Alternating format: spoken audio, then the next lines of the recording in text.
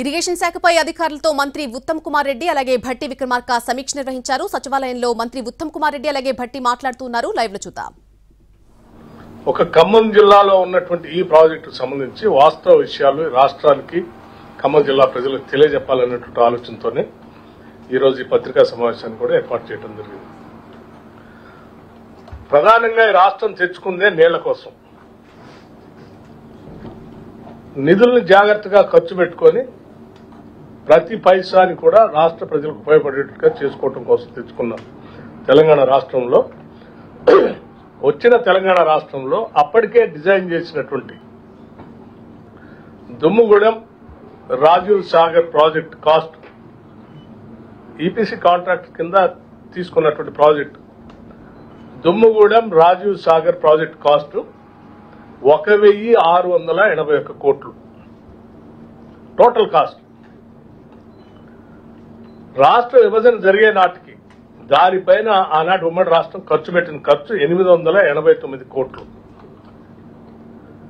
Balance మిగిలి ఉన్నది కేవలం 792 కోట్లు మాత్రమే. ఇది రాజీవ్ సాగర్ దుమ్ముగూడెం సంబంధించి.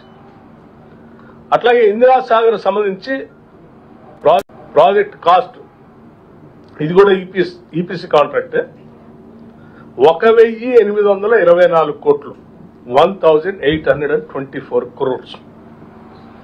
అప్పటికి ఖర్చు పెట్టింది 1,064 కోట్లు ఖర్చు పెట్టారు. 1,064 కోట్లు ఖర్చు పెట్టారు. బ్యాలెన్స్ అమౌంట్ ఓన్లీ 760 కోట్లు మాత్రమే. అంటే టోటల్ గా ఈ రెండు ప్రాజెక్టుల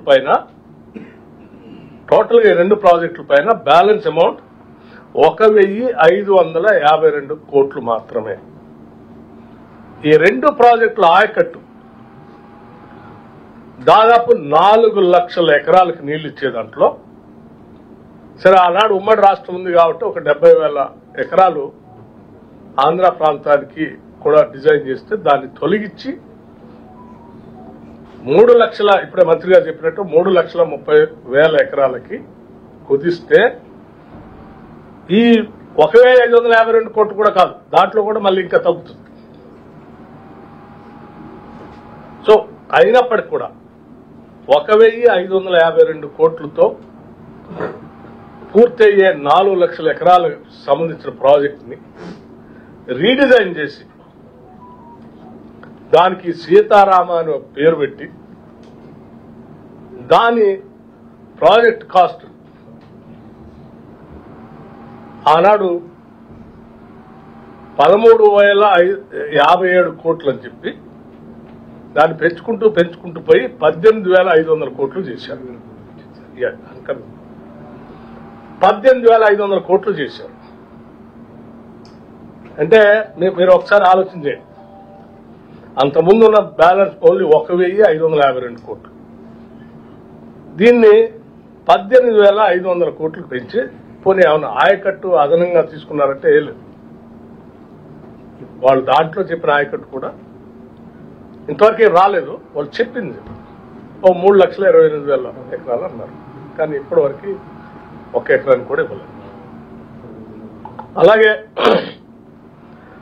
ఇది సరిపోవట్లేదని చెప్పి దీనికి వాటర్ మళ్ళీ యాడ్ చేయాల స్టోరేజ్ అని చెప్పి ఇంకోటి సీతమ్మ సాగర్ బ్యారేజ్ అని ఒకటి పెట్టారు ఈ ప్రాజెక్టులో.